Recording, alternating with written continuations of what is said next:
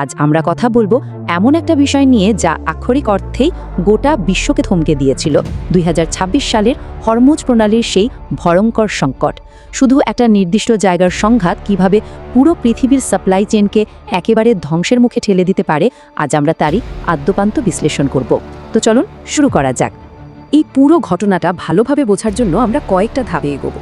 প্রথমে আমরা দেখব কিভাবে এই সংকটের সূত্রপাত হলো, তারপর প্রণালীর সেই অবরুদ্ধ অবস্থা, এরপর দুই পরাশক্তির দ্বিমুখী অবরোধ, বিশ্ব অর্থনীতিতে এর ভয়াবহ ধাক্কা এবং সবশেষে পুরো বিশ্ব কিভাবে এর প্রতিক্রিয়া জানালো। শুরুতেই আসা যাক the spark of the crisis বা এই সংকটের সামরিক অনুঘটকের কথায়। এই বৈশ্বিক বিপর্যয়ের পেছনের কারণ বুঝতে হলে একেবারেই সেই ভৌগোলিক উপকেন্দ্র থেকে শুরু করাটা অপরিহার্য। ঘটনাগুলো কিভাবে পরপর ঘটল সেটা একটু মিলিয়ে দেখা যাক।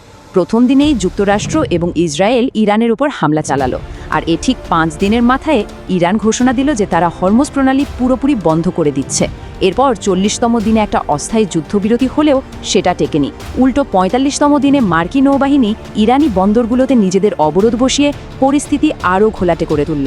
মানে একটা সাধারণ বিমান হামলা থেকে পরিস্থিতি রীতিমতো চরম এক আন্তর্জাতিক অচলাবস্থায় রূপ নিল। দিনটা ছিল ২৮শে ফেব্রুয়ারি ২০২৬।